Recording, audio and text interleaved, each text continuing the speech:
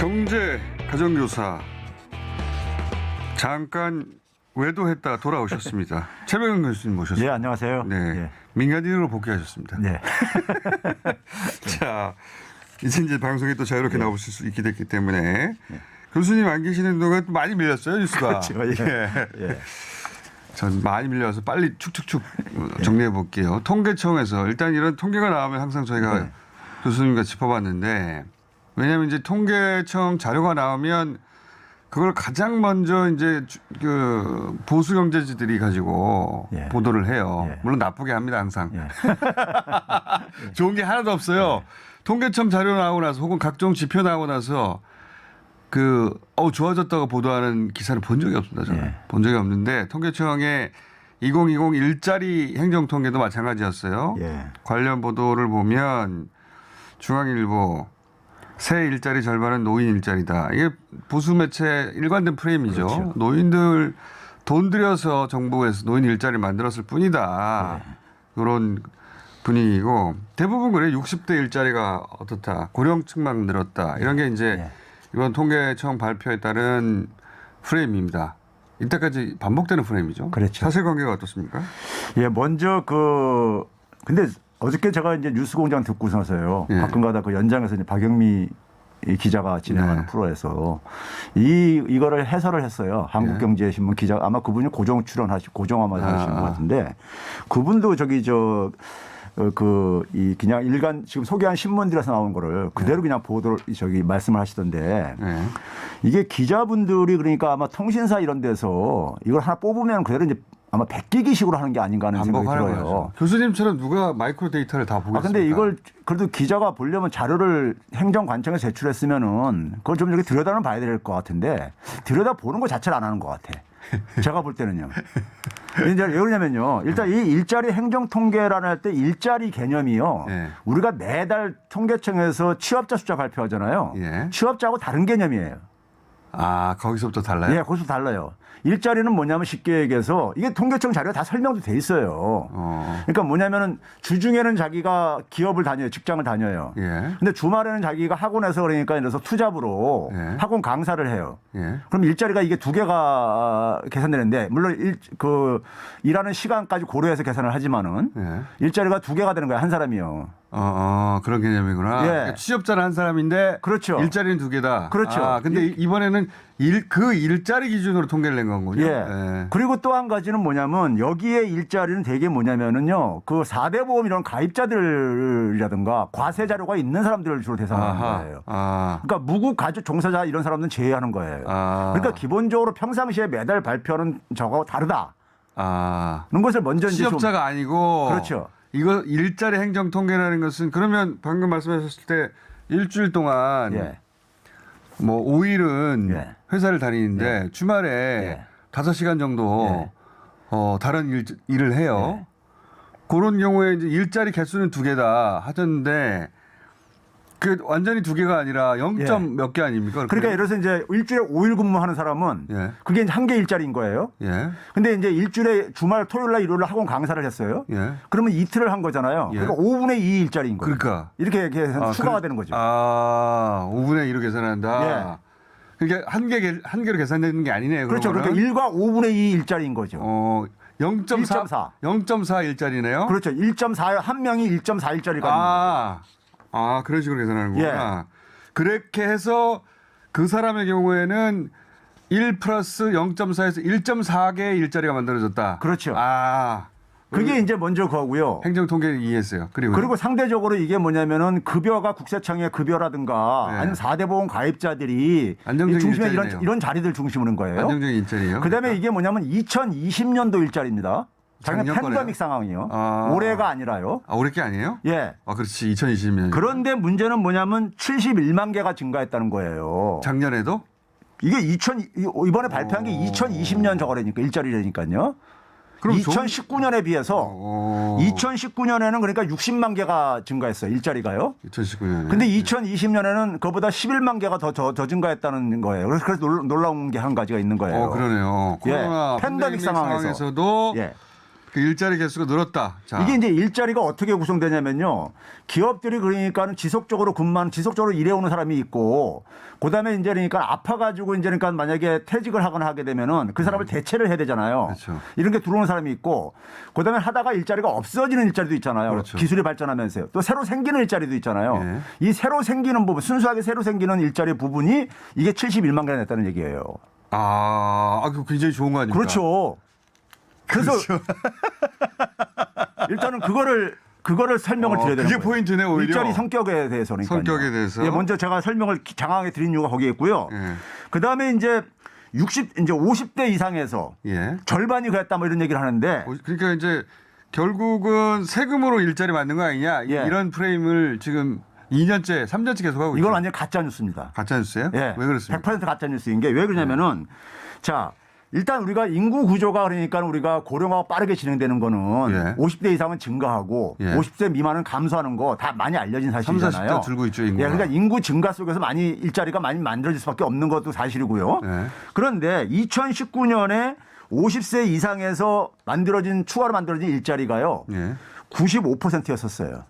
2019년에요. 95%라는 건 무슨 전체 일자리 증가. 그러니까 60만 개 일자리 중에서 그러니까 2019년에는 새로 만들어진 일자리 중에 95%가 예, 50세 이상. 고연령대에서 만들어진 것이다. 예. 그런데 근데 지난해 같은 경우는 이게 80%로 줄었어요. 그럼 늘어난 게 아니라 줄어들었죠. 오히려 비중이 예. 그리고 뭐냐면- 더 늘었잖아요. 그렇죠. 10대 그러니까 뭐냐면 10대를 제외하고 나머지 연령층이 다 늘었어요. 그러니까 이 통계는 어떻게 읽어야 되냐면 지금은 계속 이제 노년층 일자리만 늘었다고 하는데 그게 아니라 그렇죠. 2019년에 비해서 예. 노년층 일자리 비중을 오히려 줄고 예. 나머지 연령대 일자리들이 다 늘어나서 수치가 전체적으로 늘어난 것이다. 예. 그렇게 해석해야 된다. 그다음에 두 번째는 뭐냐면요. 공공일자리가 새빨간 거짓말이라는 게. 예. 예? 새빨개. 자, 예. 그 올해 그러니까 71만 개 일자리 중에서 예. 소위 말해서 정부라든가 비법인 단체들, 비영리 이런 기관들이 예. 고용한 게 17만 개뿐이 안 돼요. 그러니까 24%입니다. 24%. 근데 이게 작년에는 2019년에 얼마였냐 27%였었어요. 줄었다 오히려. 그러니까 뭐냐면 71만 개 중에서 54만 개 정도가 다 기업에서 만들어진 일자리예요. 이게 그러니까 이게 전부 다 세금으로 일자리 늘린 결과야라고 예. 말하는 건 사실이 아니다는 거네요. 그렇죠. 알겠습니다. 그리고 3, 40대 인구는 줄었잖아요. 예. 인구는 줄었는데 3, 40대 일자리 개수는 늘었어요? 그렇죠. 거기서 증가한 것이 9만 3천 개가 증가했어요. 인구는 줄었는데? 그렇죠. 그러니까 우리가 흔히 이제 지난해 고용 통계를 보게 되면 취업자가 예. 타격을 받은 데가 특히 40대 연령층이었어요. 그렇죠. 근데 40대에서도 3만 6천 개가 일자리가 증가했어요. 인구는 얼마나 줄었습니까? 인구는 여기에서 그러니까 6만 7천 명이 감소했고. 인구는 줄었는데 예. 오히려 일자리는 3만 증가했다, 6천 개가 늘었다. 예. 좋은 거잖아요, 그러면. 그렇죠.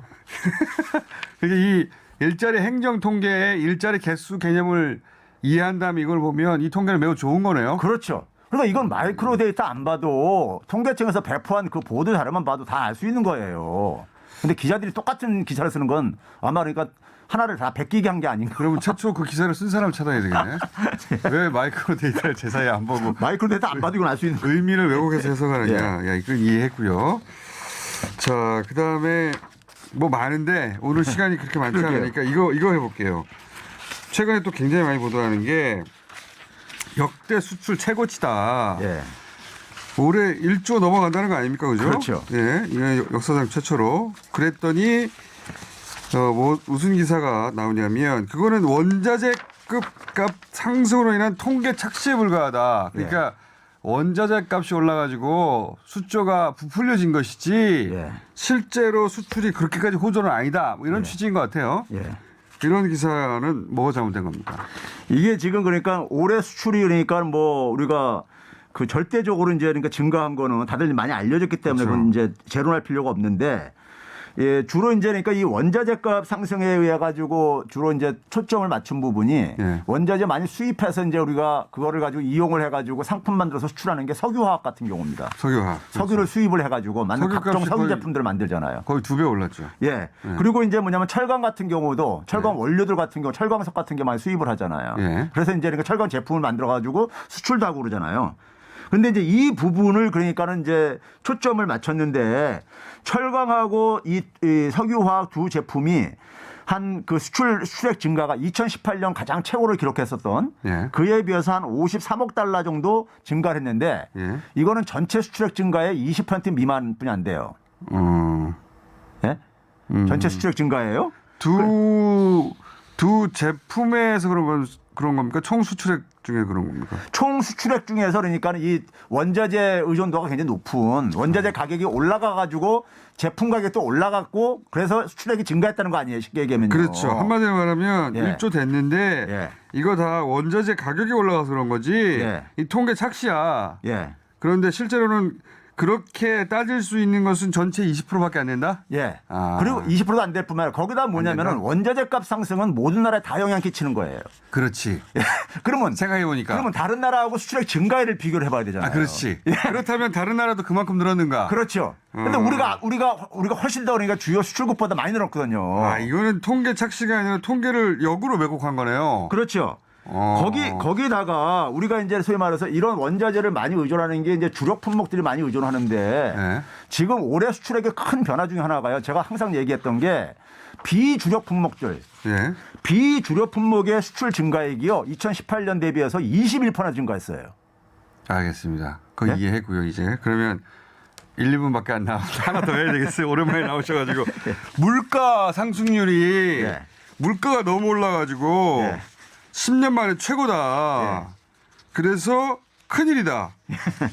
인플레가 큰일 났다, 이제. 예. 이런 기사도 꽤 많이 나왔어요. 경제지 중심으로. 예. 물가 상승률 부분은 어떻습니까? 이 물가 관련된 건 이제 그러니까 11월 달 물가가 1년 전에 비해서 3.7%가 3%를 돌파했어요. 예. 3%를요. 그러니까 이게 평상시로 보면 굉장히 높은 증가율이죠. 그건 맞는데. 근데 이제 여기에 이제 주 요인이 뭐냐면 석유하고 예. 그다음에 이제 농수산물 작황 부진한 일부 품목들이 네. 끌어올린 게 있어요. 석유는 아까도 말씀드렸지만 2배 가까이 올랐으니까. 그렇죠. 예. 1년 전에 비해서 2배 정도 가까이 올라. 작년 동기하고 비교하는 거거든요. 그렇죠. 이게? 작년 예. 동기하고 비교하는 겁니다. 예. 그런데 우리나라 인플레율이 지금 이제 3%대로 올라갔는데 미국 같은 경우 우리나라의 거의 2배인 6%대예요. 그러면 예. 교수님이 흔히 이제 이런 수치가 나왔을 때 그럼 전 세계적 상황을 한번 보자. 예. 그렇게 쭉 알려주시잖아요. 예. 세계 주요 국가는 어떻습니까? 그러니까 미국이 6.2%. 우리 2배 정도 되는 거고. 예. 그다음에 뭐 캐나다 같이 그러니까 농수산물 이 공급이 굉장히 좋은 이런 나라도 4.7%. 심지어 물가에 대해서 가장 민감한 국가가 전 세계에서 독일 같은 나라입니다. 굉장히 안정적인 나라인데. 독일은 인플레 아주 그냥 저 트라우마가 있는 나라라 가지고. 근데 여기도 5.2%. 유럽의 평균이 4.9%. 그러면 전 세계적으로 주요 국가들이 물가 상승률이 높다는 거잖아요. 그렇죠. 그거에 비하면 우리가 낮다는 건데. 그게 이제 유가 상승 같은 경우 다 영향을 미칠 거고. 전 세계 영향을 그다음에 미쳤으니까. 공급망 차질 이런 것도 그러니까 전 세계적인 뉴스잖아요. 우리는 요소수를 한번 겪었는데 그렇죠. 각 나라별로 각 나라 품목들이 다 따로 있죠. 그렇죠. 그런 것들이 다 영향을 네, 미쳐서 마찬가지예요. 3.7%인데 이건 전 세계적 기준으로 보자면 낮은 거다. 주요 국가 중에서 가장 낮습니다. 일본을 제외하고는. 일본은 워낙 저기 디플레이션 진행되는 나라니까. 일본은 이제 급여가 안 올라가서 물가 예, 올라가면 그렇죠. 큰일 나죠. 예. 뭐 여기까지 하고요. 하실 말씀 많은 것 같은데. 아직도 밀린 게 많아요. 밀린 게 많아가지고. 밀린 게 많아요. 밀린 게 많아서 3개만 하고 나머지 밀린 거는 다음 주에 다루도록 하겠습니다. 최백은 교수님이었습니다. 감사합니다. 네,